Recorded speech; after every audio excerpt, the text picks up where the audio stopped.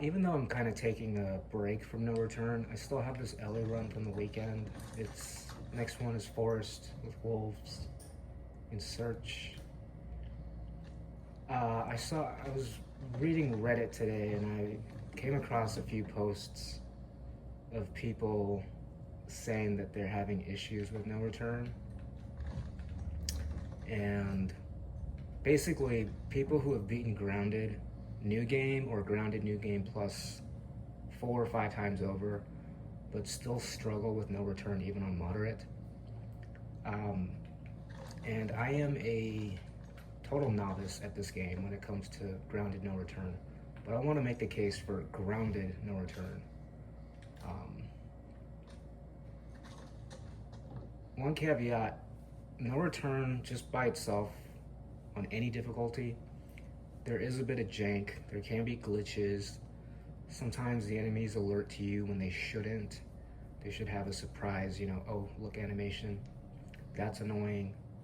Um, but putting that out of the way, why is it that people can complete the game on Grounded several times over, on New Game and New Game Plus, not using any speedrun strats to skip parts, skip encounters, and cannot play No Return even on moderate? I think the issue is No Return forces you to engage in combat and also to kill pretty much any enemy. The only exception is Hunted, in which the enemies just spawn in unlimited fashion and just come rushing you.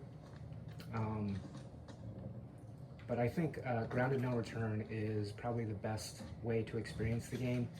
If you've played the game on Grounded, the story, you're already used to having no listen mode, right? So that's out of the way. You are already used to the enemy AI. Maybe not in a no return scenario, but the encounters are very similar. And I would actually argue that the most difficult encounters in the game are just as difficult as the fourth encounter on No Return. I would say the fifth encounter, if it's a human encounter, is more difficult than any you'll find in the actual story. I think if you are already playing on Survivor difficulty, there's no reason why you shouldn't be playing on Grounded. Just hit that switch. Let's see if I can do this without killing my Ellie run. If you're already playing on Survivor, right? Let's do daily. Just go from Survivor, go to Grounded, hit yes. It's build today, so we'll skip that. If you're already playing on moderate, there's no reason why you can't jump to hard. There's not a whole lot of daylight between moderate and hard, just like there's not a whole lot of daylight between Survivor and Grounded. There is a lot of daylight between hard and Survivor. There is a big difference. Between Survivor and Grounded, there is no difference. So if you're already on Survivor, just go to Grounded. Unless, of course, you're using listen mode. If you're using listen mode on any of these difficulties, you should just keep playing as you will. But if you want to play on Grounded No Return, then you need to start, even if you're on very light or moderate and you want to get to Grounded one day, just stop using listen mode. It's not helpful. Well, it is helpful, but it's basically like a god mode or a cheat menu. Number two, don't use any accessibility options, such as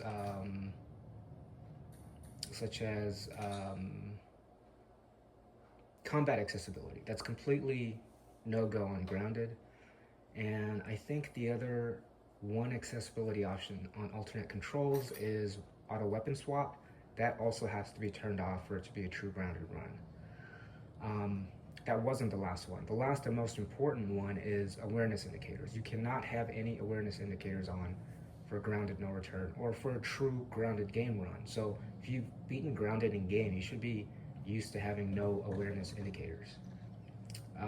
There's one other alternate control called auto pickup that's pretty useful in the game, but is very detrimental in No Return because it takes your decision making away from you. If you're able to control the game like this, and just keep mashing triangle, or with a back button on a pro controller, just keep mashing triangle, you'll pick up whatever's on screen basically. You mash and you hold and you mash and you hold. I think I went over that in the previous video, but the three big things is no combat accessibilities, meaning you can't say no flanking, you can't say enemies have worse aim. All that has to be off. No auto weapon swap, which, I mean, if you play Grounded, obviously you don't have your HUD on you, so you have to keep checking your pistol counts and ammo counts and everything. Just get into the habit of counting your ammo as you use it, which is especially helpful for the modifier that discards all unused ammo, which is, you know, like a realism filter, basically. If you are really out shooting guns and changing out magazines, you're just throwing away, you know, the remainder of your magazines. And yeah, I would just say go for Grounded. I started playing Grounded No Return maybe a couple months ago, very consistently. I had done it a few times before, but I just started a few months ago very consistently. And at first I played with, I believe I had auto weapon swap on and awareness indicators. And I switched them off after uploads of my first Ellie upload run and Jesse upload run. And all my no return videos have been on Grounded except for the no return gameplay found in my review of The Last of Us 2. Those were on hard because I believe I said in the video I couldn't concentrate on Grounded No Return if I have to speak at the same time. But yeah, I'm taking a break, and the other thing to note, I mean, if you're playing No Return already, I think you should already know this, but if you're playing like it at a lower difficulty, you're probably not playing for points. So, I mean, I'm not playing for points either on Grounded. I'm playing just to survive, but I would like to get points. So the way you get points, I would refer you to Anthony Caliber No Return Tutorial Part 1 or Part 2. That shows you the point system, basically. Basically, you get 5 points for stuns, 5 points for a headshot.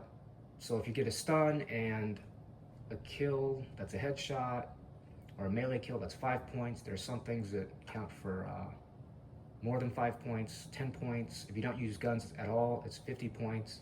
So you want to learn the scoring system. And then lastly, what I wanted to do was to kind of like go over a few areas where you could practice Jackson Patrol. You can practice runner headshots and leg shots. They're really easy when they alert. When they start running at you, it gets more difficult. Just play around with the sliders. Like this one right here. He alerts, you just shoot. That counts as 5 points. And then this stab counts as another 5 points. Or if you headshot him, it's the same thing. If you're just doing this, that first headshot, even though that's arguably more difficult, it takes more skill. It only counts as 5 points, not 10 points. 10 points is something like this.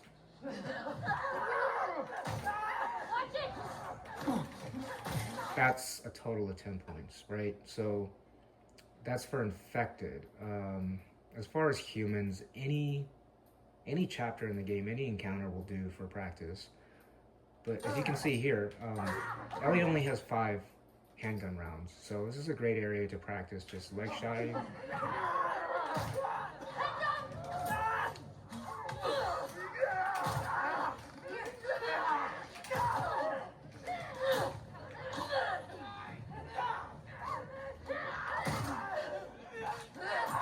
Yeah, it's something like that, right? And again, for humans, any good old encounter will do. Another great place is Abby on the abandoned boat, the first section when you pick up the crossbow. That's a pretty useful place for practicing runner leg shots and head shots in a darkened environment. The second one is clickers. Now, because the game is very realistic with weapons and everything, you can't really like double tap your shots and like boom boom like in real life. You have a sort of ammo kind of what do you call it? Basically, if you miss a clicker shot when they're point blank, you're dead. So you want to try and get them when they're far away, and the first shot on a clicker like this, see, if you miss those shots, you don't have enough time to readjust your reticule and then re-aim. But what I wanted to show was that one's a stun, 5 points, and that head stab is a stun, 5 points. So with this one, if you just do that, that's only 5 points because we never stunned the clicker. So stunning the clicker means shooting it in its fleshy, or the more like shielded parts of the head.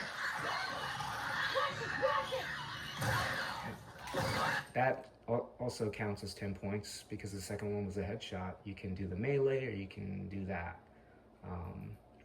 There is a special trick to the melee where you can just do a fast stab, but it's not really consistent for me. See, it took me like 5 rounds to get that final headshot. You want to practice like these encounters here.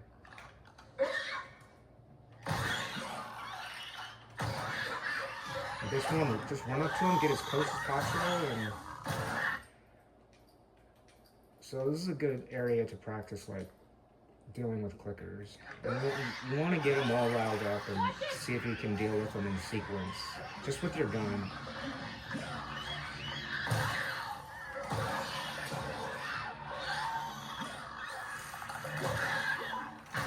Sometimes you want to do it far away, sometimes you want to let them get right in your face.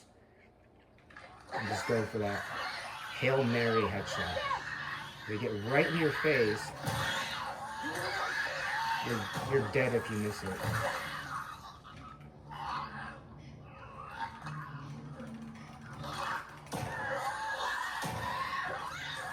See, especially with the hunting rifle, yeah, you're dead if you miss a point blank clicker shot. So those are 2 areas to practice against infected.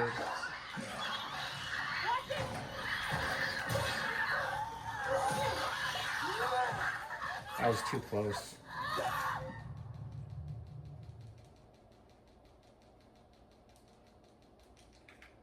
But yeah, your aim has to be very much on point. I would say at least 90%. That was right in my face. So your aim should be at around 90% to do relatively well in marathon.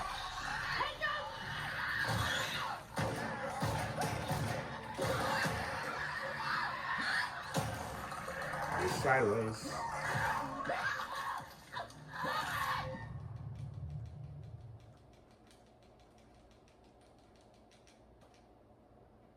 I think the key here is getting that second headshot. As soon as you stun, headshot. Just go down your crosshairs, headshot. But yeah, stick with grounded, no return. It doesn't matter if you die on the first encounter, the second encounter. It's a roguelike, so you'll keep improving. I would also advise you to, I think the PlayStation 5 has this inherently, but like it has replays of your videos that you can go back and look at and kind of see where you make mistakes, so on and so forth. But yeah, I think once you get your first complete encounter done on grounded, you'll not want to go back, just because it's such a good feeling and it's such a thrilling experience that, you know, anything less than grounded is kind of just not worth it. And plus you get to be on the leaderboards. But yeah, that's just a quick little aside on why you should play on grounded mode in no return. Simply because it is just the best experience. And when I was talking about practicing like headshots, leg shots earlier, I didn't show any human encounters, but make sure you practice some human encounters in the game because, you know, humans are the toughest enemies by far in No Return. It's not infected, it's humans. Infected are probably, I don't know. Humans are probably 3 or 4 times more difficult than infected. The only trouble I have with infected is on encounter 5 when they give you like 8 or 9, but even then it's pretty easy if you have your shots right and everything. So you want to practice against humans, and when you practice in the game, you want it to be on grounded difficulty with no awareness indicators. Practice in Capitol Hill, practice in TV station, you know, when the group comes and all that. Just practice because you can get one-shotted very easily on grounded difficulty. Even if you're at max health, if there's less than 5 feet between you and an enemy with a long gun, especially a shotgun, you will get one-shotted unless you have Endure, or maybe if you're using Manny, who has like 150 or 130% health. So yeah, it is brutal, and you pick your own routes. So if you can handle the human encounters just fine, just do those. But yeah, just play on grounded. If you're playing on very light, go up to light. If you're playing on light, go up to moderate. If you're playing on moderate, go up to hard. And if you're playing on hard, stay there for a little while and then go up to survivor, because there is kind of a gulf between hard and survivor. Survivor is a lot harder than hard.